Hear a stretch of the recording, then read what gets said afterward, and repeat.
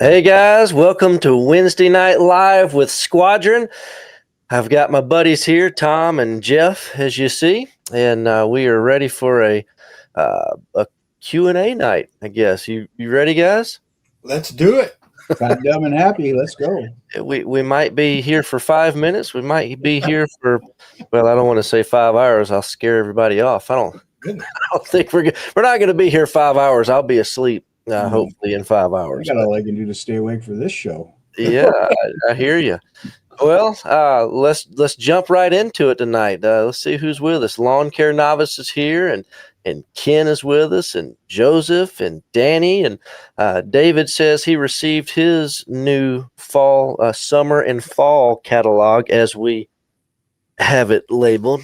One of these guys. So finally got these out in the mail, and to be honest with you, I don't know who's getting one.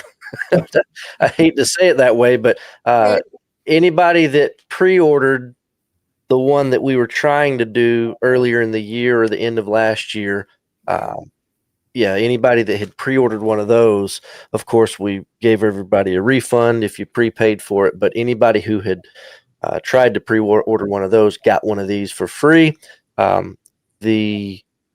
I started getting phone calls and hearing of people receiving them, I guess, yesterday. Yeah, Tuesday was the first that I had heard that they had shown up. So if you think that you had one of the original ones on pre-order and you think you may be getting one of these, give it a few days. Hopefully they'll be there. I'm going to give it probably another week to 2 weeks to make sure everybody that's getting one gets it and knows you're getting it. And then these will be available on the website for, I don't know, a couple of bucks, just enough to cover printing cost and shipping fees. And we got several of them left. So if you want one of those, you'll be able to grab one soon. Can I get one? I don't know, Jeff. I don't know if I got enough for you. Yes, I'll send you one, Jeff. I can give them out to my friends. Oh, wait, I don't have any friends. Just send me two.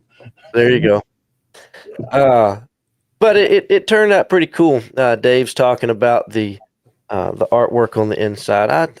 You guys know me enough to know I'm a big artwork guy. So on the inside cover, we put one of Peter's B-24s, the dragon in his tail. Nice. Oh, yeah. And on the back, I forget what's back here. Oh, yeah, Dynamite. Well, I think it's Dynamite. Yeah, the B-29 Dynamite. Yep. That Peter did. So it's pretty neat. Other than that, it's just slap full of model kits. 80 pages of full page model kits, just like this. The only page that's not model kits, Jeff, you'll like this. Well, I say the only page. There's 2 pages. The front, I did a little story, just kind of giving people an update of where we're at. And here you go. Here's what you'll like, Jeff. Oh, there we go. Yeah. Oh, there we go. Color Yeah, the Squadron colors paint Yep. listing or whatever. So, but it's cool. We have kind of done the publications that we've done in the past few years, whether it's the in-action books, whether it was the big catalog or this, or we've done 2 or 3 others. We've kind of figured a few things out, and every time we do something like this and mail something out, we learn a little bit. So I'm hoping that we can do it. I mean, the last one we printed was 3 years ago, so I am confident that we can do it more frequently than every 3 years. And that's all I'll say. I don't want to commit to anything other than faster than once every 3 years. But really, we do have some hopes to do a few more of these going forward. So Hopefully printing costs will level out a little bit. well, the difference in this one versus the last one we did is that we are basically in Chattanooga now versus LJ.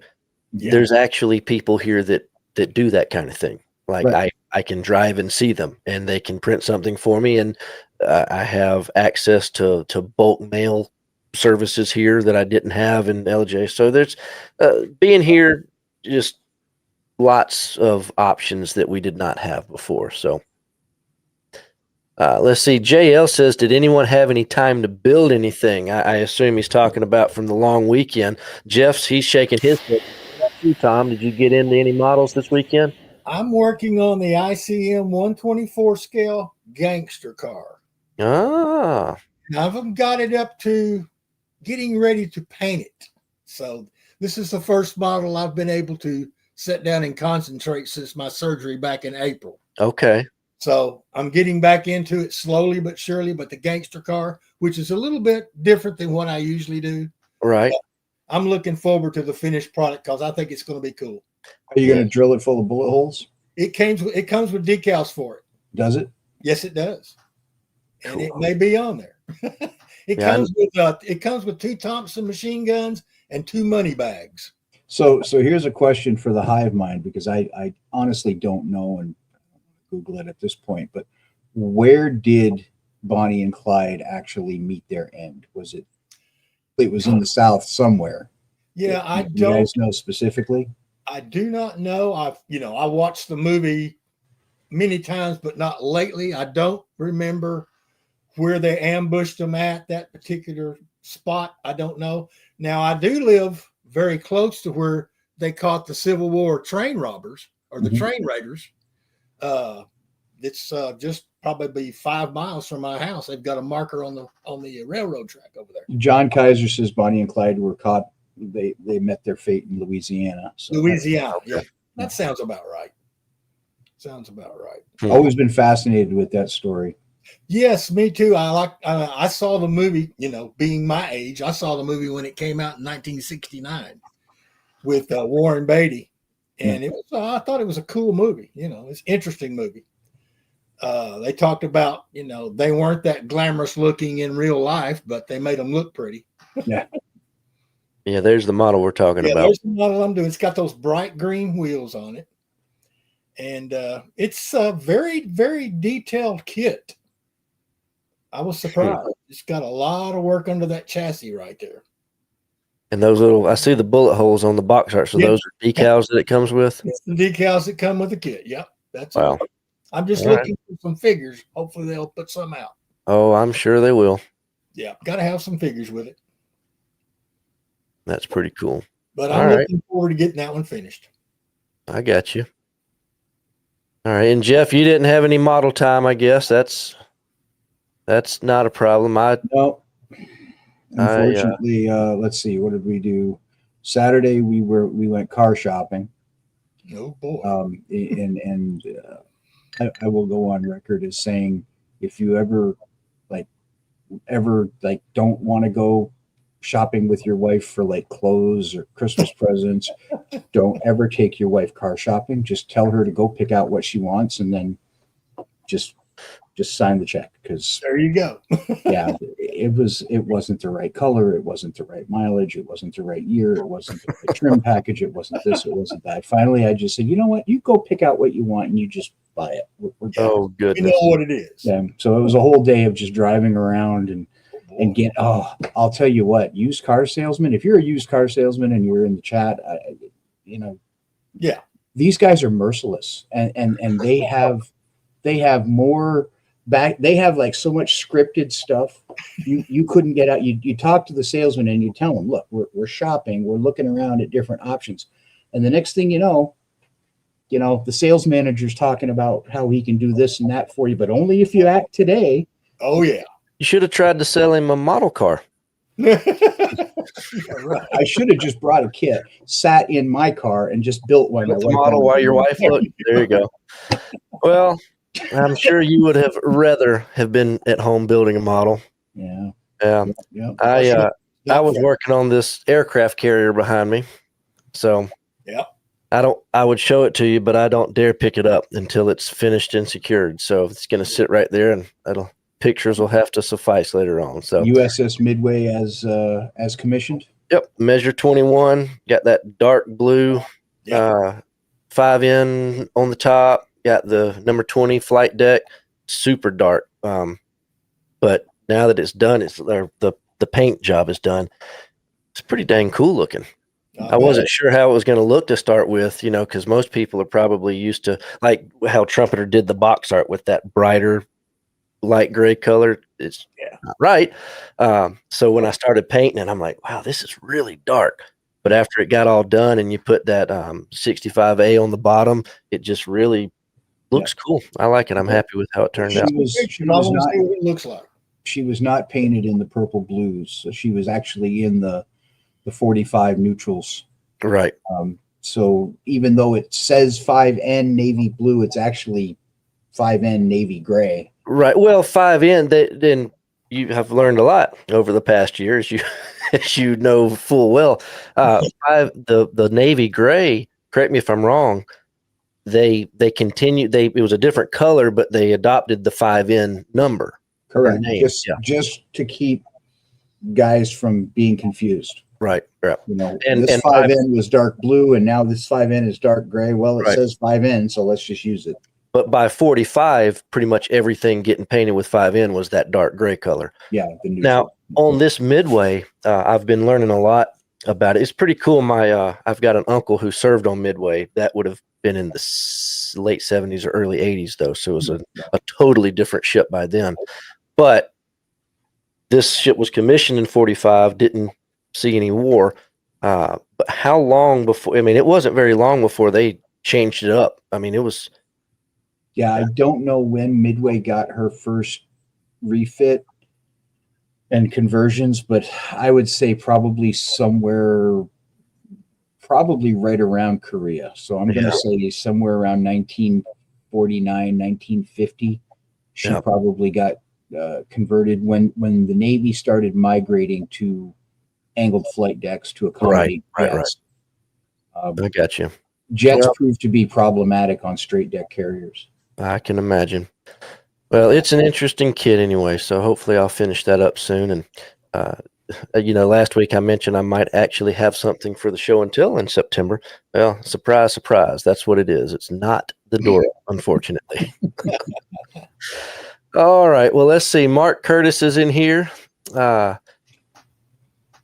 See, Jason is here. Good to see you tonight. Jason, I saw a couple of guys asking about a restock on bright white.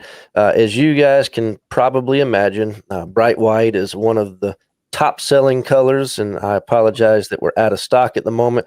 We will get more, but I'll go ahead and tell you it's probably going to be a week or so, week and a half, before we have more of those on the shelf. I could be surprised.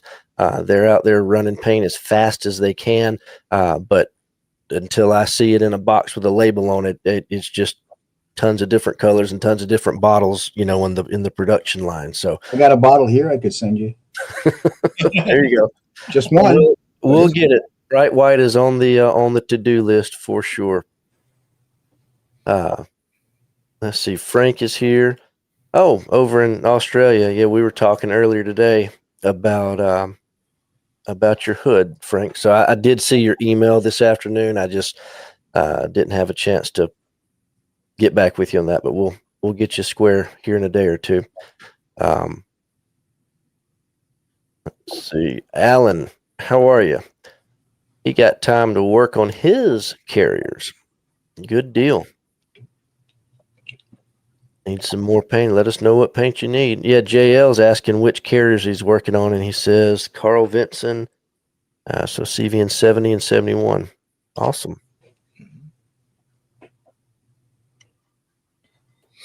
Modern flight deck gray, modern deck gray, and modern haze gray. These the aircraft carriers, you look at them and you think, hey, that'll be a quick, easy build. And then you get into it and you're like, what did I sign up for? Like this Midway, I didn't realize. I mean, I knew, but I didn't really know how many guns this thing had. I mean, we were talking about it the other day, Jeff and I, and he said that they weren't going to let any kamikazes get close to that carrier. I mean, it's like below the deck, if there's an extra 5 feet somewhere, there's a gun on it. I mean, it's crazy how many guns are on this thing. Well, when you think that obviously the design of the carrier, the carrier was thought about and probably developed probably even before the start of the war. It was on drawing boards. By the time the carrier the keel was being laid and it was actually approved for construction was right around the time that the Navy was starting to deal with, these massed kamikaze attacks. Right. And the one thing that the Navy wanted to do with every single ship that went into harm's way was put more AA guns on. Mm-hmm. And they even went so far on a lot of destroyers, taking torpedo tubes off, reducing their offensive capabilities To put more AA on it. put more AA guns on it. Well, they certainly did it with this. When you look at this ship, the fact that they actually have gun turrets along the sides of the ship, right? Whereas before they were only on the main deck, forward and aft of the island, and then quad 40 millimeters everywhere, and it twin was, 20s. Yep. And then within a very short period of time, they migrated her over to 3-inch 50 caliber. Right. So yeah, I mean, that ship came out of a mindset to, be able to defend itself as best it could from what then was the premier threat, was the kamikazes. Oh yeah. Rex, how are you tonight, buddy? Carlos, good to see y'all. Rex said he worked in the yard all weekend. I did some of that too, and Tom knows this. We've had some cool weather around here lately. Is it us as well? Getting cool up there for you, Jeff? Well, you know what? It's been very pleasant. As Rex has alluded to, he's only about an hour south of me, but the mosquitoes have just been. I hear there's legislation that they're actually going to make the mosquito the state bird of Wisconsin. Yes, there you go. They're that big. Well, and everywhere you go, I mean, these are these little citronella things. Yeah. And everyone in my house is wearing these 24/7. Oh, dang. I thought we had them bad here. Until we get the first frost or something, it's brutal. Yeah. Alan and JL talking back and forth about the show and tell. Tom, you gonna have anything for the show and tell for us in September to see? Let me see what I can dig up. Yeah, dig us up something. Sure, no problem. Jeff, you got to pull something off your back shelf for show and tell too. Well, you know what? Let's let everybody. We'll let them pick. All German, Italian, British, American, or Japanese. All right, there you go. What's everybody want to see from Jeff in the show and tell for September? We get to pick one. Yep. German, Italian, American, Japanese. Aircraft, 32 scale. British. Watch, somebody's going to say French or Yugoslavian and completely throw me for a loop because I don't know. Oh, man. And Bill, good to see you. And T is here. And Derek and David, Arnell. Dave Sanchez says hello. Talk about the new Sheridan. So this, unfortunately, I don't know too much about this. I'm assuming you're talking about this Sheridan kit from Ryefield that's in our new section. Why is that not loading? The reason that I don't know too much about it is all of these Ryefield kits actually came in like a month ago, and we had a couple pallets, and all of a sudden it occurred to us that nobody knew what they were or where they came from or why they were there. And then poof, all of a sudden we realized, hey, we got all this Ryefield stuff that we never checked into the system and got put on the website. So they're new to us. Surprise. So I just put these on yesterday, I think I did. And they're here, but I haven't even had a chance to look in them and see how they are, what they look like. I mean, I'm sure they're nice. Ryefield makes a really nice kit. Yes, they do. But I haven't seen that kit. Well, yeah, like I said, I was working on it with Jared yesterday, and it's like I didn't know those were there, but I didn't here they are. And we got a bunch of other new Ryefield stuff in the works that's on the water or about to be on the water. That'll be coming in a whole nother round of releases. But I thought this was pretty neat. I got Dave, I'm going to take a look at one of these closer at some point in the next week or two, hopefully, and check it out. Maybe be able to give you a better answer. But right now, all I can tell you is Ryefield, and it's here. And I assume it's a nice kit, but we'll have to see. And he also says, where are the cutting boards? So the cutting boards has kind of been they're not done yet. And there are so many different, I don't know, options, ways we could do it. And we just can't make a decision yet. And we're working on it. I think we've got it narrowed down to what size we're going to do. But what's going to end up happening, and I know this is what's going to end up happening, is we're going to end up having multiple cutting boards, more than one.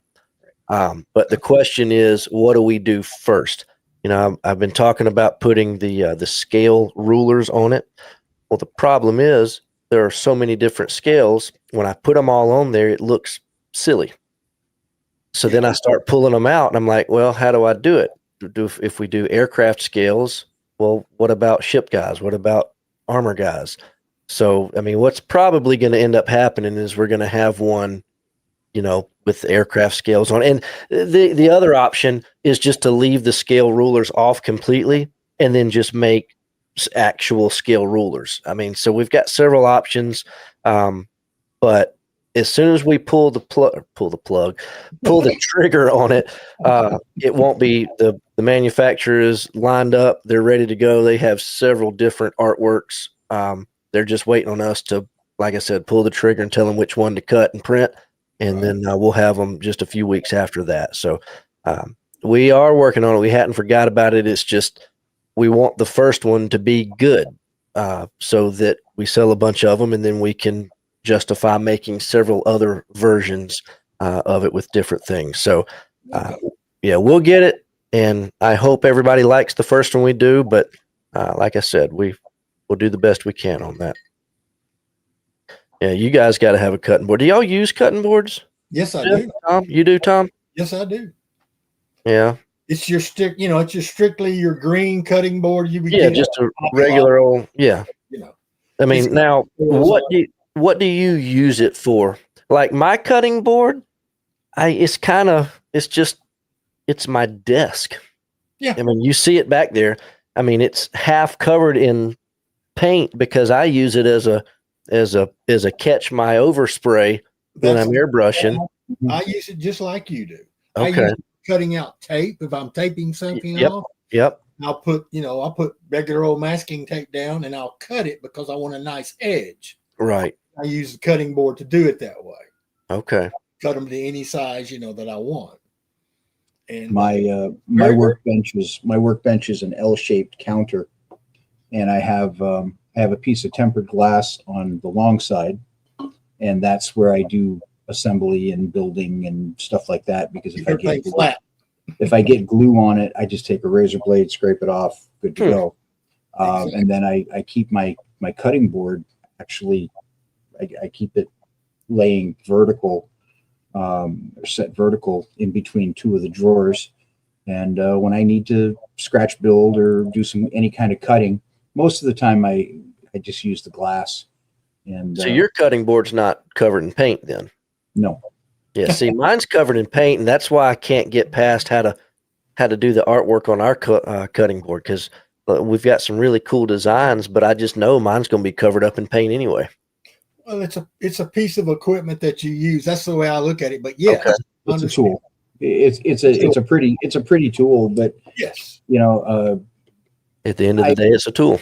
Yeah, I went to the tempered glass because I was doing a lot of photo etch work and things of that nature, and it works really well when you're bending photo etch and things like that. Photo etch cutting on a rubberized cutting board doesn't work for me. It's too flimsy. You need that hard glass to get the nice crisp cuts. And I like the fact that, again, if I drop glue on it, if I drop paint on it, clean up for it, it's just a big old, I actually use these, I just happen to have them right here. They're paint scraping razor blades. Yep. And, oh yeah. Those get used for photo etch. They get used for scraping paint and glue off the glass and things of that nature. You spill super glue on a cutting board, it's toast. You're done. Yep. I know. I know very well. Oh, yes. Yep. Well, Oh, gosh. I carry, I keep about 2 or 3 different sizes. I got small ones, mediums, and large ones that I use. Yep. Okay. Depends on what I want to do with it, what I do with it, and how I use it, Hmm. So, Well, I've got to redo my whole room in here. After I finish this ship, this whole room's getting an overhaul. mine needs an overhaul right now. Yeah. Yep, same here. Because this office area used to be my workshop. Right. So the workbench on this wall was 20 feet long, and the bench on that wall was 8 feet long. Yeah. I So- can't have a 20-foot long workbench because I'd have 20 feet of this. Yeah. Just everywhere. Same way, yeah. When I first put it up, that kind of happened, and then I came downstairs one day and I realized I had this great big huge. I had a workspace that like 99% of the modelers in the world would give their arm for, and I'm realizing that it was just a complete disaster area. Right. So I stripped it all out and I put everything into bins and I started sorting things, and then I had the spray booth and then the paint racks, and I got away from having 28 feet of bench and a Oh, yeah. 6 by 6 inch that's square the of joke, space you where I know. was actually building. That's always been the joke at the shop. No matter how much workbench you have, you always end up actually having about this much space that you're That's actually working on. Exactly. Yep. So it I happens. made it a point to actually kind of discipline myself to actually keep the bench reasonably clean. I got you. So Well, All right. mine has to go through a refit about every 3 or 4 weeks. I just have to clean it all Yeah. off and start over again because it is organized chaos. Right. It looks like, or Yep. what I call it is organized chaos. And then after a while, it gets so unorganized that I can't do anything. Yep. Yeah. Well, until I started the ridiculously long Dora project, I used to clean up between builds. I'd finish a model and clean up. But Yeah, that went out the window with Dora. I had to start cleaning up on every few weeks or something, couple weeks. Well, Randy says hello to everybody working on more book reviews. It's good to see you. And Ken is in here with us, and Chip down in Florida. Good to see you. Let's see. Who else is in here tonight? Skip's in here with us. Rob, how are you? Out in the Pacific Northwest. Tom, this is the other guy that was asking about the bright white. So we'll have it back soon. And John Novak's with us. How are you, John? He says, John. hello, Jeff. yeah, Good we'll be hanging out. We'll be hanging out this weekend. There you go. Good to see you. And Alan says howdy. Yep. John Wayne's with us. Let's see.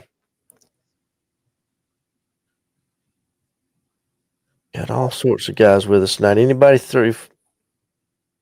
has a topic we want to talk about, throw it down in the chat. Otherwise, we'll come up with our own topic. I got a few things that might be interesting, but just kind of making it up as we go along. oh yeah, this is the Q&A night is always the wing it night. Yep. Jeff asked me earlier, what are we doing tonight? I said, it's Q&A night. He said, oh, so in other words, you're going to show up about 5 minutes before the show. You're going to hit go live and we're going to figure it out then. I said, yeah, pretty much. By the seat of our pants. Oh yeah.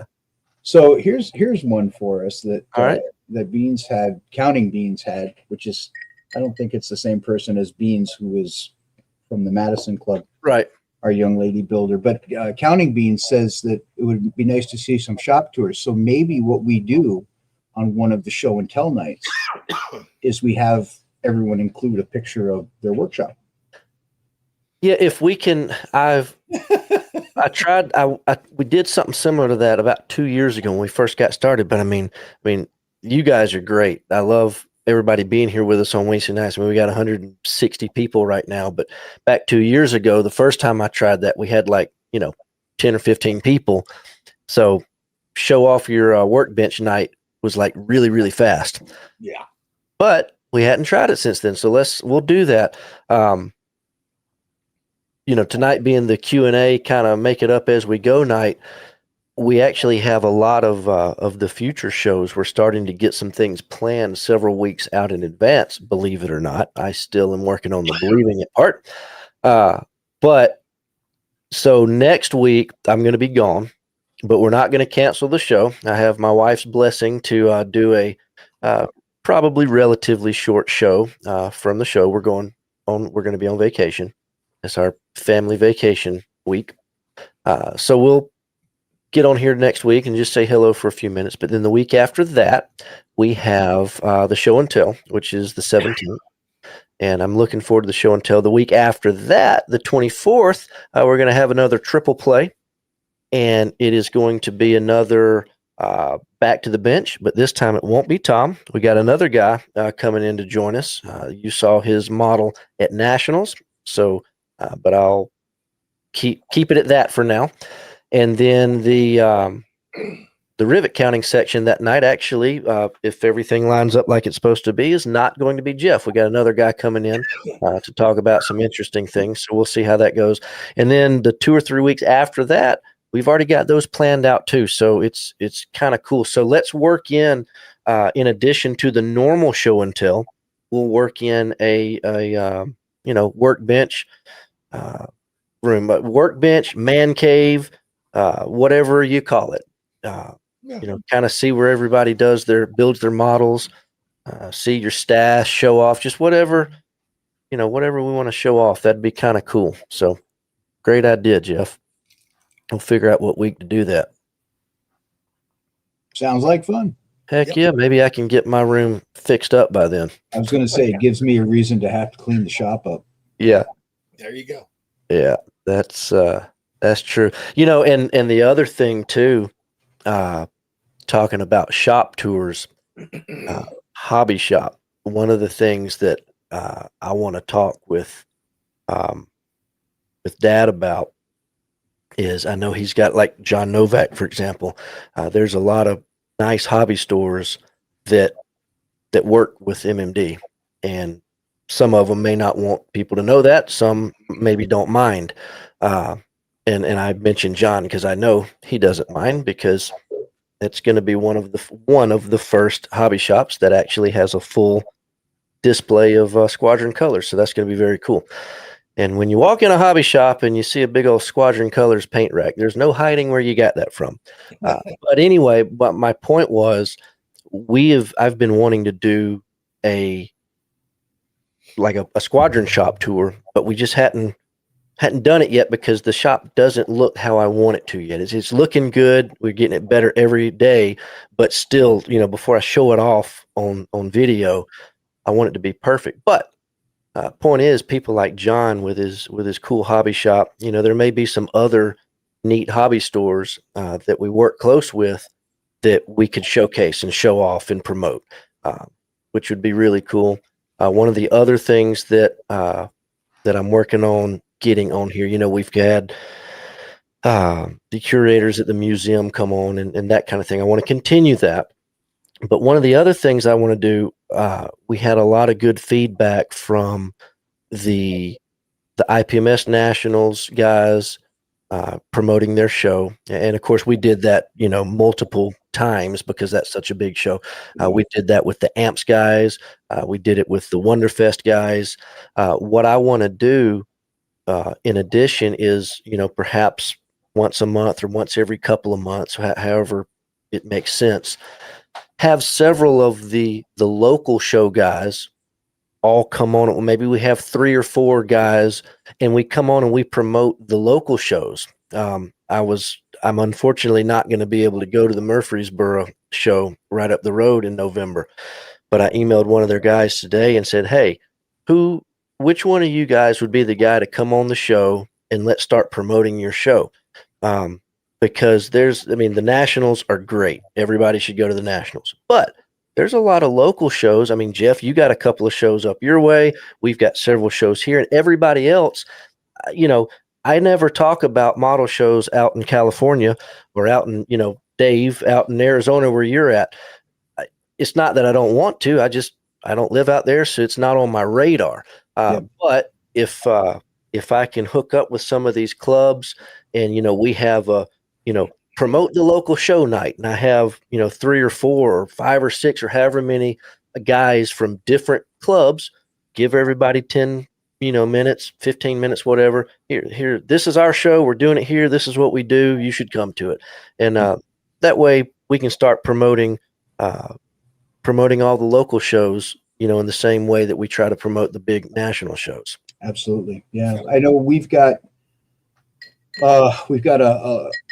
the Midwest is famous for having lots of small club shows. We'll call them, a single room, Right. church hall, a VFW, something. Yeah, like just that. a one day.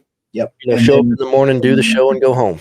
And then there are at least in my area, I would say there's probably about 8 to 10 what we would consider to be large shows. IPMS Butch O'Hare is coming up. Obviously, we have MMSI, the figure show in Chicago, which is coming up. Roscoe Turner has a big show in Indiana. They're a one-day show, but 700 to 800 models are on the table. Right. IPMS Mad City, who was the host of the national convention last year, we do a show in March. There's a show the following weekend down in Kansas City, KCCon. These are all great shows. Oh yeah. And I try to get to as many as I can within, say, about a 4 or 5 hour radius. And when you're in the Chicagoland area, which I'm obviously north of that, but that demographic, there's a lot of population density there, and we tend to see a lot of shows. And it's kind of sad that you only see the same people at all of the local shows. So the more that we can get out and get these shows advertised and brought to the forefront, the more new people we get to see. Oh yeah. Well, and it not just that, but if you put a show on, Tom, you've been with the Chattanooga guys for years. I mean, putting a show on, you spend a lot of time, effort, and money. So whatever we can do to help all the clubs promote their shows and get more people to show up, that's what we hope to be able to do going forward. And I think it goes without saying that, if you've got a weekend that comes up and you don't have anything on your own personal schedule, go to the IPMS USA webpage, or go to the AMPS webpage if you're an armor guy. Go to the NNL. I don't know if they have. I'm not really a car guy, so I don't know if NNL has a website listing. But go to these web pages and look at their show schedules, and who knows, you might find something right in your backyard that you didn't even know was there. Oh yeah. Yep. All right, let's see who I see a fun question that we'll get to in just a second. That'll take us down a rabbit hole. All right. Unfortunately for Tom, it's ships, but we're going to let Tom start anyway because the question it's specifically about ships, but I bet you it crosses over into every aspect of modeling. But before we get to that, the way says, going back to the catalogs we were talking about, future catalogs be online only. So our website, of course, is our online catalog, and you probably have noticed that the categories and search features on it right now are kind of messed up, and that's because we are in the middle and have been in the middle for a little while now of a big update. And the problem with the updates is I have to do them live. I can't just shut the website off. I mean, I guess I could, but that'd be bad. But I think I hope everybody will be very happy with the new website updates. But at least it's going to be better than it is. So, and then as far as printing the catalog, you guys you'd be amazed how many customers we have that do not have computer. They don't have internet. They just choose not to have that. I never knew these guys existed until we bought Squadron. And I mean, probably 95% of our catalogs that we ship out go to people that don't have internet. They don't use smartphones. They literally call me. They shop out of my catalog and they call me on a landline to place the orders. And in their mind, Squadron is the only hobby shop that exists. So it's in our favor to continue a print catalog to some degree. I mean, obviously, we can't do like old Squadron used to because there's quite a bit of online business now. But I still want to be able to get these guys their models. It was funny, the catalog that hit yesterday. I had a guy call today, and he was looking through, and he had never heard of Border and just a lot of these other Tacom. The last time he had gone through he was shopping out of I forget. He somehow or another missed our 23 catalog, and he was shopping out of one from like 10 years ago or something. So it was really cool to catch up with him. But all right, so here is a fun question for us. He says, what is a secret when installing photo etch handrails? I'm assuming that's what he's talking about, but that's the question we're gonna answer. Photo etch. A week or so ago, I posted a picture on our Facebook group, which, by the way, I want to plug our Facebook group again, the Squadron Modelers Club. Go join it if you're not in there yet. We've been having a really good time. Everybody's sharing pictures back and forth. So it's a really, really cool group. It's turning into a little bit better than I thought it was going to. It's a lot of fun. But anyway, I posted a picture of the photo etch I did on the underside of that Midway elevator, and I had several people asking how I did it, and I didn't really think anything of it. I was just doing what I do. But I guess it is one of those things. If you don't do photo etch or you don't use photo etch a lot, it can be what's the word I'm looking for, Tom? It can be intimidating. Thank you. Yeah, it can be intimidating. So let's talk about photo etch for a few minutes. And Tom, I'll let you start. I mean, some of the specific questions that, and this is the picture, by the way, I'm talking about. Some of the specific questions that people were asking me about this is, how do you do that without getting globs of glue everywhere? And that's one of the big problems with photo etch is that, to me, a thin cement, it don't work on photo etch. It does not. You got to use, super glue or white glue or canopy glue or something that's not thin cement. And you have a tendency to get globs of glue on there trying to get these little thin things. So I'll let you start, Tom. Give us a little rundown of how you deal with little bitty photo etch parts. And it doesn't even have to be photo etch. Anything extremely small. How do you deal with getting it glued in place without getting it yucky looking?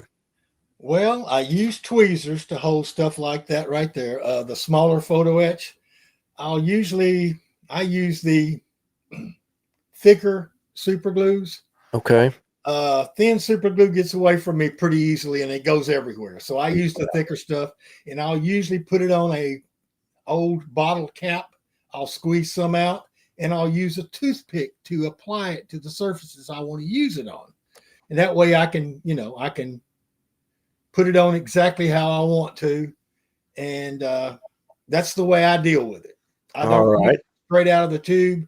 I use toothpicks or very, very, very, very fine stretch sprue that I've pulled out from one of the trees. I'll make me an applicator out of a piece of stretch sprue and use that. It's funny. It's like you're reading my mind what I was going to say. Well, there you go. I literally use an old bottle cap. I squirt it out and I use a toothpick. One thing that I do with my toothpicks. Yep. You froze. Take your X-Acto knife.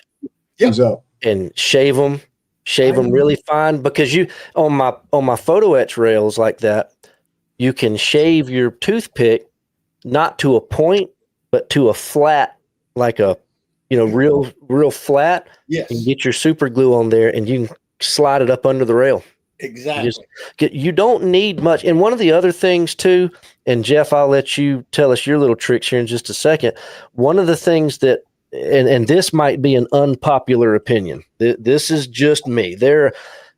In my opinion, there are no right or wrong way to build a model if your final result is what you want. It's If whatever you're you're comfortable with. if your end result is what you consider to be good, I don't care how you got there. So, but for me, like something like this, I actually don't have a lot of glue on that, because after I get this thing put together and I get it on the kit and I get it painted, I'm not planning on touching that. That's true. I don't need a lot of glue. It's not like it's got to support a bunch of weight. I mean, I might have a Corsair sitting on it, but what's that weigh? A half of an ounce? I mean, Exactly. so you don't need, some model pieces, you need a lot of glue, or, get the epoxy out in some cases. But on Right. this little bitty fine stuff, less is more in a lot of cases. So what about you, Jeff? How do you deal with stuff like this? Well, I am I'm actually looking for a photo and I can't seem to find it, so I'll just have to forego it. Okay. I have stopped using cyanoacrylate super glue on photo etch altogether. Okay. I will, if it involves assembling photo etch parts, so ship's cranes, for example, they come laid out flat and you fold them Right. into a three-dimensional structure. I will do silver solder, resistant soldering. I was fixing to say you use some soldering. Yeah. I'm using soldering. I'm using solder to assemble metal to metal. Yep. However, when it comes to, and I guess this kind of segues into us making a pseudo product announcement. Right. I use 3D printer resin and a UV flashlight. Oh, okay. And attach the photo etch parts to the plastic. And I use a very thin dental pick. Yep. One that will, to give you an idea how sharp it is, if it goes in one side and it comes out the other, if you miss, yeah. So very, very sharp. Very sharp. Well, using your resin is kind of cool. If anybody's wondering, well, how's that work? So if you've used Gator Grip glue, for example, we sell that stuff. Little white glue. Mm-hmm. If you use that to put we've talked about this before. You can kind of caulk the ship rails with that stuff. Right. But it takes forever to dry sometimes. Yes. The resin, you can put it on exactly the same way you would put white glue, but the difference is as soon as you're done and ready, you turn that UV light on and boom, it's cured. It's ready. It's done. So that is the beauty of using the resin, is that you're not creating a molecular bond in the sense that you are like Tamiya thin cement with plastic to plastic, where you're actually fusing it together. Super glue, I've used it for decades. And up until recently, I'd say within the last 3 or 4 years, it was the best option. The problem with super glue is that there's no flexibility to it. And brass tends to expand and contract with temperature changes in your house at a different rate than either resin from a resin ship kit or even plastic. So if you look at model kits that are older, you'll look down the rails, and instead of seeing a nice straight run of rails, you'll see the rails, doing that. And that's because of temperature changes, and super glue is so rigid once it cures that the brass will expand and contract, and it pops the super glue, and then you get loose photo etch. By using the railing, the resin rather, you put an extremely thin layer down. And you have all day long to move your part and get it in place. Now, it does mean that you can't just stick the part there and, wait for it and it's done and you walk away. There is a little bit more work involved, but the application and the precision that you can get out of it and the amount of time that it takes to do it. If I'm moving a railing, I take this instrument that is really good for impaling your forearm, and you can put that on the deck, and then by gently rolling it, you can actually slide that railing right up to the edge of the plastic. And then once you get it all in place and you get it all lined up, you hit it with the UV light and you're done. Yep. I tend to use clear resin when I'm attaching photo etch parts and when I'm attaching canopies to aircraft. If I'm in the construction phase and the whole thing is getting painted in one step, I'll use gray resin. But if I'm doing post-painting applications of photo etch, I'll use the clear resin, because then I can go back and actually just flat coat over the top of it, and it makes it disappear. Yep.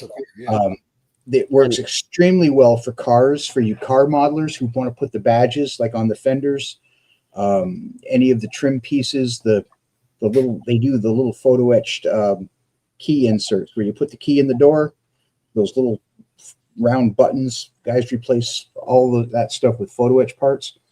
All of the script work, grill work, things like that, photo etch in a UV light. Well, Man. I wanted to mention. I mean, it's no secret that 3D print resin is a dime a dozen, and you can get it anywhere. And there's nothing squadron special about a UV flashlight. But what we are going to offer this as an item, a squadron item on our website. You'll get a little jar of resin, you'll get a little UV flashlight, and a little. Well, the write-up probably won't be in there. It'll be on the website of how we do it.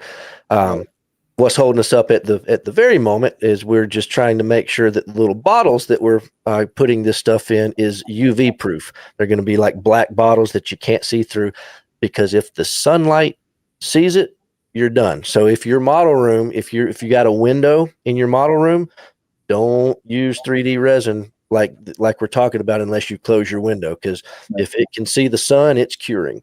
Yep.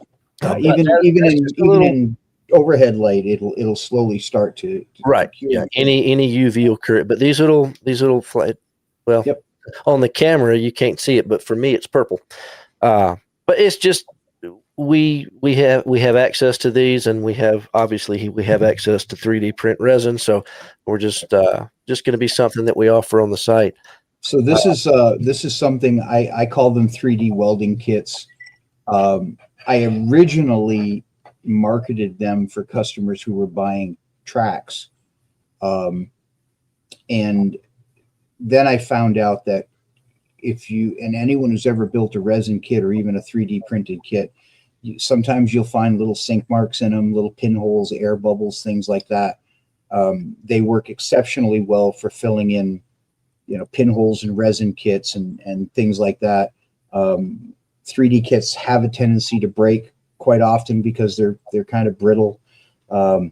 So this stuff, I mean, why use a secondary substance, super glue, to put something back together to repair it when you can use the actual material that the parts are made of? Right.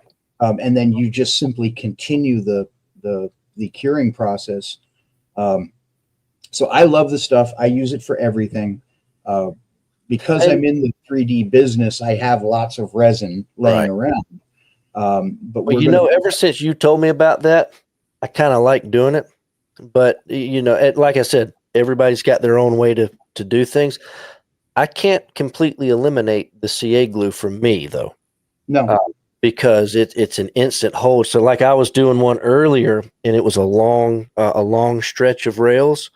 That 3D resin, until you cure it. So I kind of do, and I'm still using the gator glue in some instances too. Like if it's something that can support itself, I can put that gator glue down, and then I just walk away, and it take however long it wants. But the super glue, what helps me is just getting the end of it started so it's stuck, and then you wrap it around, do the resin trick, do whatever you want. So you anchor it with it. Exactly. Yeah. Anchor it with it. So Yeah. Everybody's got their own way of doing stuff. So That would be a good way of doing it.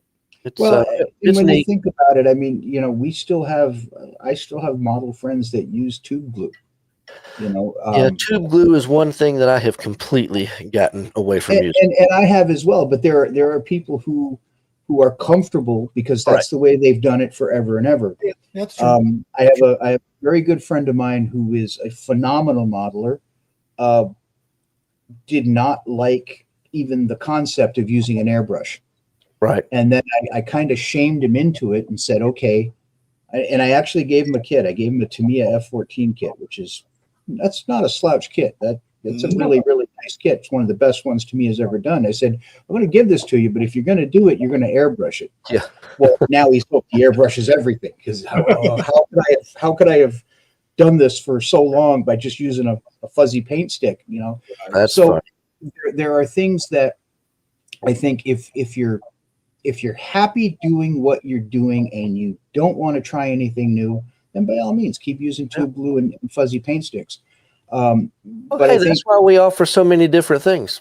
exactly. But I think that at the same point in time, if you go to a model show and you look on the table, every single one of us, and I don't care how good of a modeler you are or how long you've been doing it, you go to a model show and you see something on the table, and in your head, you're saying, wow, I wish I could do that.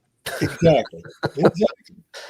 And it's not always the guy that's been building for 100 years. Sometimes it's the guy that just started building last year. Well, it's funny, Tom, that I forget which one, your snow speeder, I think. Tom said, yeah, I'm not sure how I got first place. There was some really good kits in that contest, Yeah, there were. So, Yeah. hey, we are our biggest critics, right? Yeah. But there's always new stuff that's coming out. There's always new techniques. Sometimes it's old stuff that just comes back with a new name, it gets rebranded. But if you're always looking to improve, or if you see somebody else's work on the table and you think to yourself, wow, I wish I could do that. It starts with being willing to open the book and try something new. And it can be something as simple as, a new tool, a new paint product, a new glue, or welding agent. There's so much stuff that's out there, and it's all on you. I mean, yeah. Well, that's why I like going to the nationals, to look at everything on the table and see something that I haven't ever seen before. And then when I find something that I really think stands out to me, I'll wait for the guy that did it to show up and talk to him about, hey, how did you do that? Yeah. That's a good point. And there is one thing that I can absolutely, with 100% certainty, say about every single IPMS national convention, every single AMPS convention that I have ever gone to. There is something that I see on the table, and that little voice in my head says, wow, I wish I could do that. Exactly. There's a lot of them for me. Yeah, there's a bunch of them for me too. Well, talking about new products, you soft announced our upcoming 3D welding kit. 3D welding kit. So somebody in the chat has soft announced another product. Now, before I pull this up, this is way down the road. Yeah. But he's obviously excited about it. So many moons ago, Mike Bishop created the original 72 scale Type 7 upper pressure hull that became most known as being sold by Yankee Model Works. It then became a Blue Ridge Models, which it still is today, and we are in the process of getting that back into production, as you all know. But what you probably didn't know, unless you've already seen Mike's chat in the chat, is that he has started preliminary work on the Type 9 U-boats, a pressure hull, the same type of thing. So, yeah, big old boats, the 72 scale ones from Revell. So it'll be the same concept as that upper pressure hull that we did, or that we offered, that Mike created years ago for the set Type 7 boats. We will, at some point in the future, it will not be this calendar year, even if Mike got me the masters tomorrow, I doubt we could get them done for this calendar year. So that'll hopefully be a next year thing, but that'll be pretty cool. So we're looking forward to seeing how those turn out, Mike. Oh, and here you go, Tom. I'm sure you'll be happy to hear this. We got Jose in here with us tonight, and he says he has finished chemo, and he should be back to the swing of things in a couple of months. Good to hear. Planning on being at the next club meeting. So good to hear. Absolutely, Jose. That's really, really good to hear, buddy. I hope. Good news, mi hermano. Good news. Absolutely. All right. Who else do we have in here? Let's see if we can find us another rabbit to chase.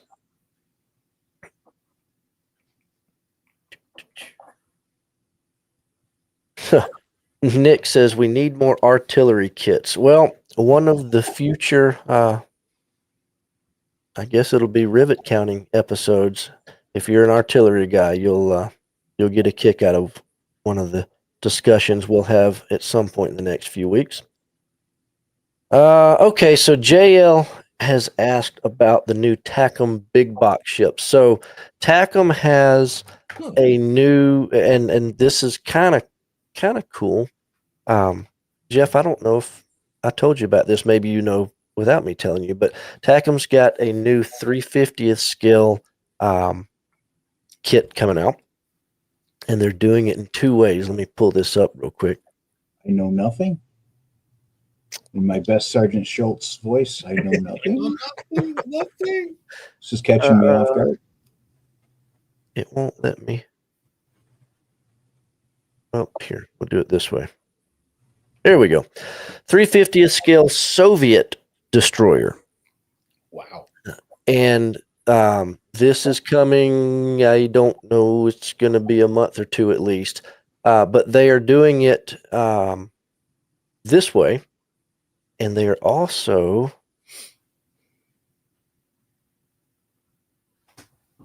so this particular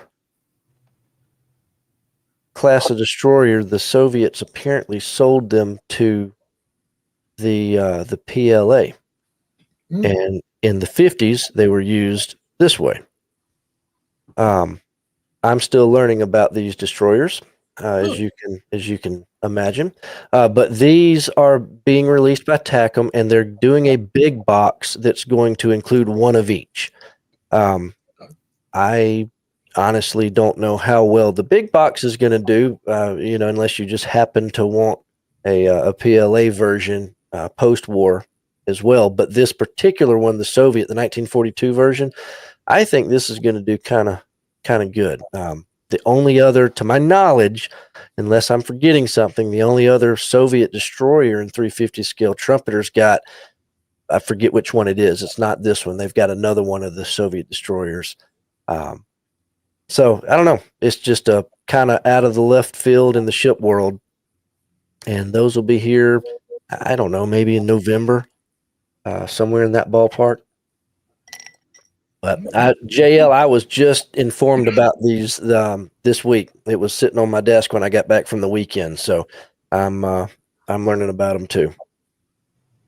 So there you go. Look at Jeff down there thinking we'll know all about these next week, guys. No, I'll be honest with you. I didn't quite get it until I realized they were Project 7 destroyers. Yeah, there were 29 of them. That were built in the late 30s, and from what I'm reading, it's always funny how the Russians name their ships. Gnevgi is angry, Gordy is proud, Gromky is loud, Grozny is formidable. Oh, nice, and there were 29 of them. Yeah, and my Russian is not good. One is. These are the English translations: formidable, thunderous, threatening, destructive, sly, watchful, and impetuous. Impetuous. Okay. Oh goodness. Well, we like I said, they're on the way. I'll know more. I'm trying to get them to send me one, like, the container. It's literally the slow boat from China. But if I can talk them into sending me one over, airmail or something, maybe I can get one and we can pop it open and take a look. It's interesting. I mean, usually TACM does some 350 scale ships from time to time, but usually it's something that's just not too exciting. This is actually World War II era, and it's not trumpeter, and it's 350 scale. So many of these ships were lost in combat. You don't hear much. You always hear about, the North Sea between the British and the Germans, Mediterranean, the Italians and the British, and obviously the Pacific. But you very rarely hear about ships that were fighting and lost, in the Baltic Fleet. And it's amazing. A lot of these ships were lost in combat with Germany during the war. Okay. Well, we'll have them here soon, and we'll know all about them. Now I'm going to have to build one of them. There you go. I'm like, I see that I'm way behind in the chat, so I'll try to skip through here. But Ken says, how's the paint label machine? I think he's talking about 30 minutes ago when we were talking about getting paint all over your cutting boards. But I got to say, my wife is extremely neat. And that paint label machine, you would be amazed how clean that thing is. You want to hear a funny paint story? Sure. I'll find us another rabbit to chase while you tell us a funny funny paint story. Back in the early days, when I was mixing paint, I used gallon milk jugs and add all the secret ingredients and add everything and the base material, and then I would shake up the gallon jug, and then that gallon jug was then used to fill the small individual bottles.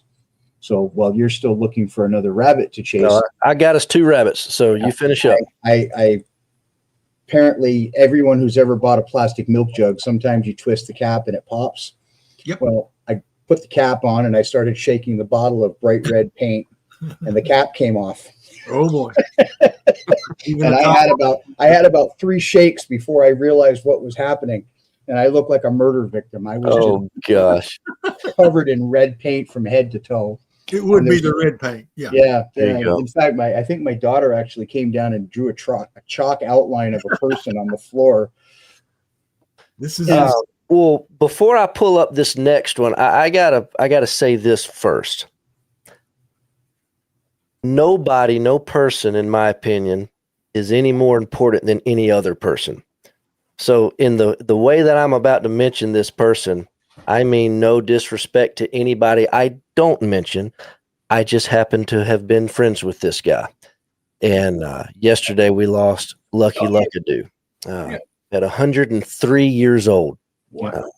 I know that, all the World War II vets, they are going to be gone before we know it. We're losing them so quickly these days because they're all so old now.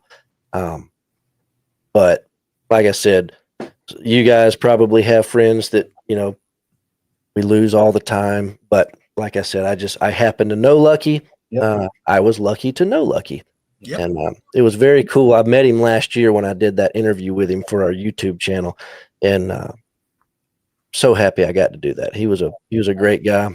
An amazing man with an amazing story. And when you think about, to put it into perspective, this man accomplished more before the age of 20 than most of us accomplish in our entire lives. Mm-hmm. Having survived all of the missions over Europe and flying in the early days when the B-17s were being ripped to shreds, and for him to survive all of that and come back and have a 103-year run. You're sad because he's gone, but at the same point in time, we should be celebrating the fact that he was able to. I mean, 103 years old, it's hard to be sad. I mean, he outlived most. So, yeah. Well, let's move to Bill's question. This will be a fun one, and Jeff, I guess I'll let you go first. Bill says, I got a question for the 3 of you. What's one kit that you want to build? And Tom, you can't say the gangster car because we already know you're building that one. So this has got to be something that you. And you know what? I'm going to go up one on us. It can't be a kit that we already own. It's got to be something that we would like to get and build. So Jeff, you go first. Oh, put me on the spot. Yeah. Okay. Okay. Well, people who know me, those of you who do personally, know that one of the things that I love to do is horse trade. I love swapping kits and trading kits, and you'll buy something and it'll sit on the shelf for 10 years and you were all excited about building it, and then 10 years later it's just you've moved on to something else. So when I mentioned that John Novak was coming up to hang out with me this weekend, I don't own the kit yet, but hopefully on Saturday, sometime around Saturday, he and I are going to be horse trading, and I'm going to be obtaining I guess they're poker, Okay. 1/8 scale Porsche 917K. Oh, there you go. Big Big kit. kid. Yep. It's something that's completely out of my wheelhouse. And he's got a couple of them, so I'm not even sure if it's the Porsche yet. I still might horse trade for one of his other supercar models that he has. But I've always wanted to take one of those cars and just do everything: hose clamps and wire ties and zip ties and all of the things that you would find on a real car. And in 1/8 scale, you have the ability to do that because it's all there. So I've never built one. I've seen them in person built up, and they're amazing. So if John and I can come to an agreement, and there's enough stuff in the Hearn stash for him to walk away a happy camper, then I'm going to horse trade for a big car kit. Awesome. Well, good. How about you, Tom? What would you like to do? Well, that's kind of a difficult question. It's part of my childhood, the 8-window Seaview model. Okay. I've got the more updated one that was used in the TV show later on, but the one they used in the original, I guess it was 1960, 61, the movie, it was the 8-window. And that's kind of the one I want to do because it does have some sort of an interior, and there are light kits for it, and it would make a cool looking model. Okay. Well, you need to get going on that. That'll be good. I'm not a big ship guy, but I do like that submarine. I've always liked it. Okay. All right. It's just one of my things. Stephen Cole says he's got 4 Seaviews in the house. So, you might want to hit him up and probably do some horse trading of your own. Well, there you go. There you go. So for me, I want to do, and this is not a model kit to buy per se. It's a 3D print thing that I'll do, and it is I've made it. I got to buy the file. Well, yeah. But this is a Star Wars, and it is an ATST, the 2-legged walker. Always like those, yeah. Except it's 1/6 scale. Oh my! It's massive. It's the coolest looking thing, and that's once I get some of this other stuff that I'm working on out of the way, that's something I want to do. What was the studio scale size of those? What scale did they use in the movies? Do you know? I don't know. Because that seems like it would probably be pretty close to studio. It would be. I don't know. I mean, if it's exactly, but all my figures I like doing are 1/6 scale, and I've got some stormtroopers and Vaders and the normal Star Wars stuff. And I thought I love the walkers, but the AT-AT is my absolute favorite. But I think I might be nuts if I try to do a 1/6 scale AT-AT. So, but I thought a 1/6 scale ATST, it's big, but it's not like stupid big. And I think that would just be really neat to display with my figures. So we'll see. So here's what you do. You live out in the farm. You got lots of acreage. You got pastures. Get yourself a pony and then build armor plate for the pony in the shape of an AT-AT. I need to go. I need a nap. Yeah, that's yeah. Don't give me ideas. Remember a few weeks ago when the guy showed the canoe, the battleship canoe that you needed? Yeah. Yeah. Yeah.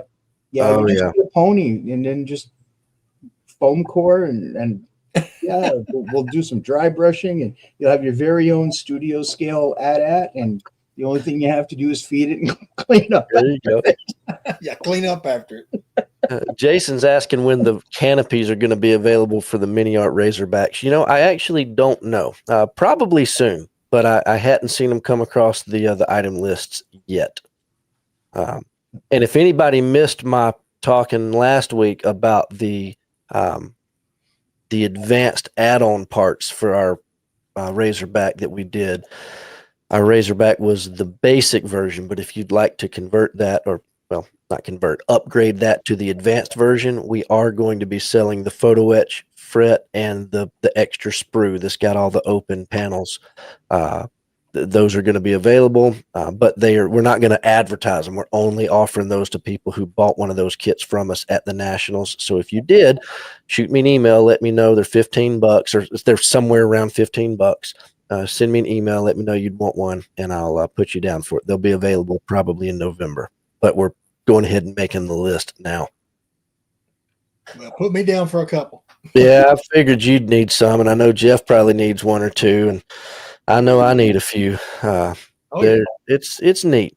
It's a cool kit. I think it really did what we wanted it to do. Both of them, that and the ICM kit, and we got some cool plans for next year. We'll see what happens with unique proprietary things. There you go. I don't know. I'm telling you, man, the pony AT-AT is really picking up momentum here. We got guys that are. We need to do this. I've got a lot of questions in here. I'm scrolling through trying to get to the bottom of the chat, so I don't want to leave anybody out, but it's just going to happen tonight. I apologize, but a lot of people are asking. We were talking about the 3D weld kit a little while ago, and people are asking, what resin do I get? And hey, can you talk about 3D print machines and how all that works? That we're going to actually dedicate one of the future episodes in the next several weeks to 3D printing. Jeff's kind of our lead 3D guy here at Squadron, and he's going to prepare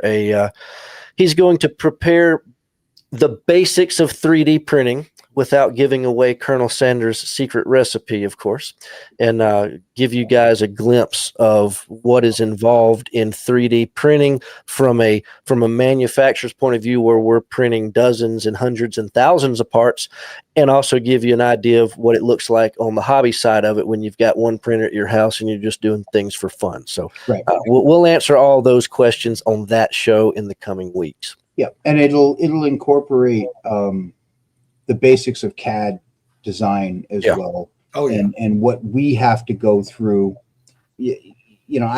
Anybody can log into a simple CAD program and make a box, and then you can slice that and put it in a printer, and out comes a 3D printed box. But what happens when you actually have to design parts that have to fit other parts that already exist? So and not just that, what happens when you get something, when I'm 3D printing my figures that I like to do so much, if something comes out broken, I don't care. I'm going to fix it. And it was a one-off. But what happens when you have something and all this, like little 20 millimeter guns, they're great. But what happens when all of a sudden we got to make 1,000 of them or 2,000 of them or something, and they all have to work? The machines, they wear out. The LCD screens or the LED screens wear out. The FEPs rip. Things make a mess. It's cool. It's a lot of fun, but it's a lot of work, and we'll cover all that. So, and I don't think that nothing that I could literally give away Colonel Sanders' recipe, but the overwhelming majority of folks that are in this hobby aren't willing to make the investment and then learn the software and then learn how the printer. It's a long, arduous process to get from I want this in 3D to actually having it in 3D. Right. And I get those emails and those messages all the time. Hey, can you 3D print me a tape measure? Okay. If you have the file, who's going to design it? Who's going to? Well, no. Can't you just tell the computer to print a tape measure and it prints a tape? It's not how it works. No. It's like that old. It's like the old commercial about the when the woman's putting the photos on her wall, and she says, I'm posting these photos to my wall, and her friend's sitting there drinking a cup of tea, and she says, that's not how this works. It's not how any of this works. We're going to try to explain how it actually works. And hopefully people will then have more of an understanding and an appreciation for what actually goes into designing the stuff. Well, and you'll get a little bit, if you're considering buying a 3D printer, you'll kind of know what you're getting into. I mean, because that's the way the hobby is going. So we'll just kind of talk about it. I see a lot of other questions in here, and we're coming up on an hour and a half, so I don't want to be too much longer. But dancing barefoot and this is he's asking about some paint stuff, scaling paint ratios, all those paint kind of questions. We're going to cover that kind of stuff in, last week you saw Jeff do the USN camo, his rivet counting section. Anytime the rivet counting section is featuring Jeff, he's going to be talking about paint, and all those kind of things are going to be part of this ongoing series that he's putting together. So we'll cover that then. Let's see. And I'm not a subscriber to scale effect.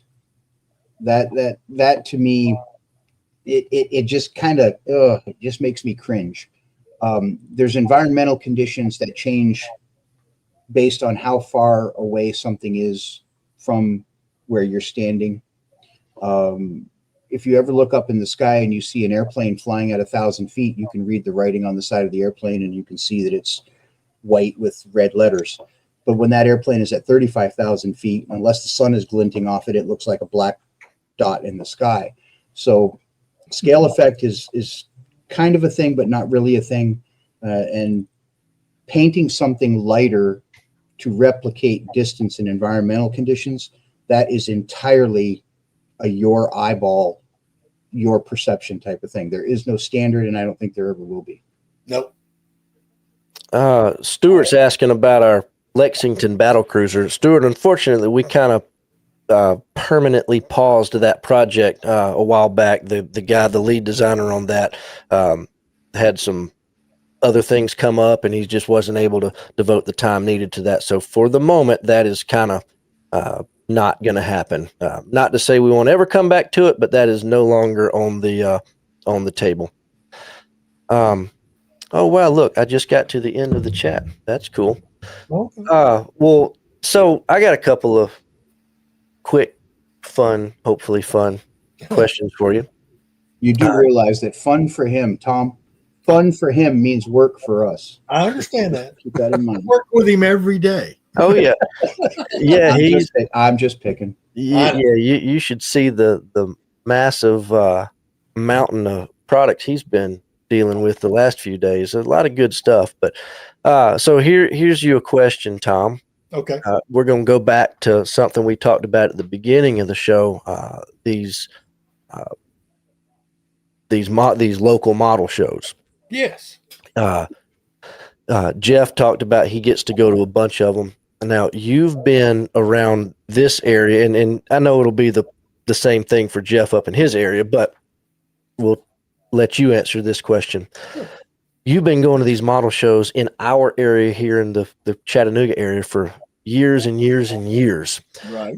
How do you see, go back however many years, were there more shows? Were there less shows? Do shows come and go? I know a lot of the shows are kind of established now, but just specifically in this area, do you recall a lot of shows coming and going, or is what we have now kind of what we've always had? It's pretty much the same as it was. I got into shows probably the late 80s. I had gone to a couple of IPMS nationals in the early 80s. I think I went to one in Atlanta, maybe 82. And that was my first one. And the second one I went to was Washington, D.C., probably 87. And, I started going to our local shows probably the late 80s, started participating in Knoxville, Atlanta, Huntsville. There was another show that's gone now. It was a Middle Tennessee show. Okay. And they would always have it in the Tennessee Tech area up there on their campus, and they had I think it was their student center that they had, and they would put a model show on up there. It's probably the first show that I ever competed in. I see. And it was probably 1990. I got you. And I think they quit in 2013 was their last show. And they were not IPMS oriented. They were just I guess you would call them an independent. Okay. And now I don't know if this Ricky Gates just says that was MTMA. Is that? That sounds Middle Tennessee Models Association. Exactly. Okay, I got you. Yeah, exactly. See, Jeff, what you were talking about earlier with all the shows in your area being the Chicagoland, as you call it. I mean, the Atlanta and Chattanooga area. I mean, it's kind of the same concept. We got shows all within 2 hours of here. Yep. Just kind of covered up with them, which is a good thing. When I lived on the East Coast, I was right on the border of IPMS Region 1, Region 2. And I was 30 minutes outside of New York City. So Ricky's the president of that club. Cool. And we used to call it the fall campaign and the spring campaign, much like when they talk about the Civil War. The fall campaign, there was a show within, let's stretch and say 4 hours, every single weekend. From probably the first week in September all the way through November. And then the spring campaign, there were shows from probably late February until mid-May, every single weekend. And they were all within a 2-3 hours driving time. Wow. It was absolutely crazy. Yeah. It kind of seems that way around here, every once in a while. It's like there's no shows, and then all of a sudden there's shows all the time. I wish I could go to all of them. Yeah. Tom, you missed the Huntsville show a couple weeks ago, didn't you? Yeah, I wanted to be there, but I had a concert I was going to that evening, and I just couldn't see, because I was going to vend at the Huntsville show also. And I just said, man, it's just going to be too much for me to do in one day, drive down to Huntsville and drive all the way back up to Chattanooga and go to the concert. Right. No, Well, I'll tell you, so, IPMS, they've got their website that Jeff alluded to. The AMPS has their website. I know I talk about Wonderfest all the time. The NNL, the various figure shows. But there's a new show that's going to have its first show this November that I want to mention. I really want to go to it, but the IPMS regionals over in North Carolina is the weekend before. I want to go to that, but getting away from here in November, it doesn't happen for me. Black Friday and Christmas time and all that. But I really want to go to this, so I want to tell you guys about it just in case you're able to. It's November 22. It is not IPMS. It's not AMPS. It's its own thing, kind of like Wonderfest. And in fact, it's got a very Wonderfest looking feel to it. So they're calling this show KitCon. KitCon. All right. Yeah. Model Works is the guy that's putting it on. But it's in Raleigh, North Carolina. And it's going to be kind of, and he knows it, going to be kind of small to start with, is their first show. But he wants to kind of, it's got a Wonderfest feel to it, lots of figures. I mean, you can see that here on their website, but he really wants to, welcome everybody. He wants military stuff to be there. So I don't know. It's something different. So I hope that it goes well for him. We're going to send him some raffle goodies and support him the best that we can without being there. But kit-con.com is their website. So check that out. It's something new. I hope it does well. I told him next year, please make it before November so maybe I can be there. So, but it'll be interesting. We can be there. Yeah. Tom, we got to drag you to Wonderfest this year. Yes, I want to go very badly. Yep. It's a good one. So you will have a good time. I'll have some things to bring. Yeah. Chris says Modelpalooza, October 10th in Orlando. Have you ever been to Modelpalooza, Tom? No, I don't. No. I've been to one down in that area, but I don't think it was that one. That one. Well, there's that one. There's Pelican or That was Pelican Con or Jacksonville something. one I went to. Oh, the Jacksonville one. Yeah. Yeah, Jacksonville I've gone to. I didn't ask you if you've been, Jeff, because I know you haven't been. There used to be one in Pensacola. I went to that one too. Yeah. I liked it a lot too. Yeah, Model Palooza was always cool. Back when we were in Americus, we used to go vend at Model Palooza. It was a little closer than we are now. I've heard about that. 4 hours. Mhm. But it was a good show. It's a great show now, from what I understand. I wish I could get down there. I remember back many years ago when we used to go. It was at I guess a fairgrounds or something, and there was always an exotic reptile show going on in the same facility or right next door. That was wild. You'd see some really wacky snakes, and I don't even know what the heck it all was, but A couple of years ago, we had the show in Madison. Of course, we were at the same venue that we had the national convention, and we had half the vendor hall. So if you went to the 24 Nats, the whole vendor hall was actually split. So for our local show, we had one half, and on the other side, they had a vintage clothing show. Oh, wow.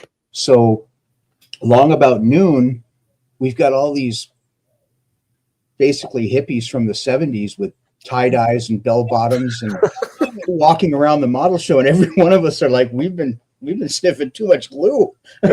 We've time traveled back to 1972, and it's kind of freaking me out. But we had a vintage clothing show right next door. So it's really cool, the stuff that you see at different venues. You know, there's a club for everything. Yep. Well, there used to be the Middle Tennessee show used to meet right outside of Nashville, and they would meet at the fairgrounds, and they had something like that. They had a vintage toy show, they had a computer show, a train show. It was all right there, and it was so much fun to go to.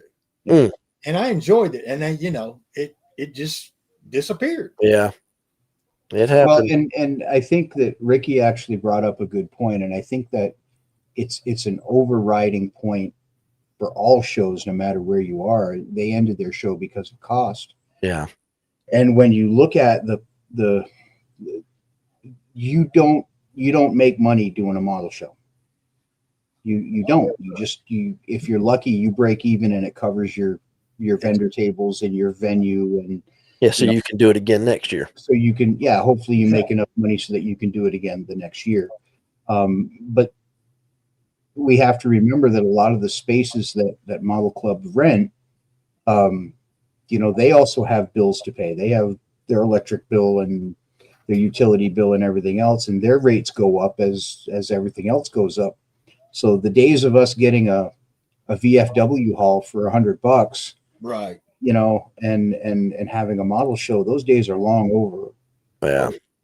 And the little shows have it considerably more difficult than the larger clubs do, because the larger clubs typically have enough cash in reserve to do a show like that, whereas the little clubs go year to year.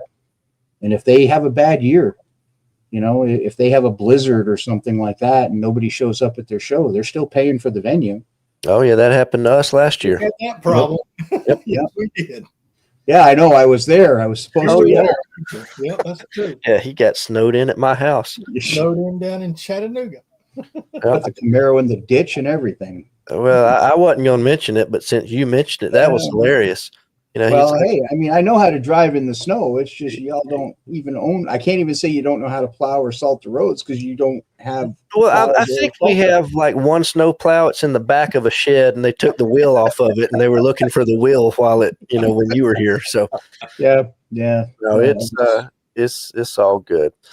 Well, let's get out of here. I'm gonna go. I got to go over here and work on this model and see, y'all go figure out something for you. Jeff, you got to go buy a poker kit, and Tom's got to go find the sea view. So I'm horse trading. I can't afford to buy one. I hear you. Well, guys, this has been fun. Again, everybody in the live chat, I hope we answered your questions. If I missed one, I do apologize. It'd be fun to go all night, but I think everybody might get a little tired of hearing us chat. But yeah, I will appreciate you hanging with us. There was somebody in there who asked me what kind of 3D printers I use. Oh, yeah. You cannot go wrong with Elegoo or Anycubic. Yeah. Well, there's several big names, and Yep. you know, anytime people. Elegoo and Anycubic, they're the big names, and they're constantly running sales. And you got to remember too that you don't necessarily need to have a production level machine if you're going to do stuff for yourself, or if you're just learning the hobby. Get yourself a small machine, even a used one, and then go from there. The way he wants me to replace the Dora with a pony size AT-AT. Oh gosh. I think we started something here. Oh boy. Guys, y'all have a good evening. We will see everybody next Wednesday night. Same place, same time. It'll be a quick show next week. I won't be here, but I'll still pop on and say hey and howdy to everybody. So yeah. I appreciate y'all being here. We'll see you next week. Have a good night. Thanks for your time, everyone.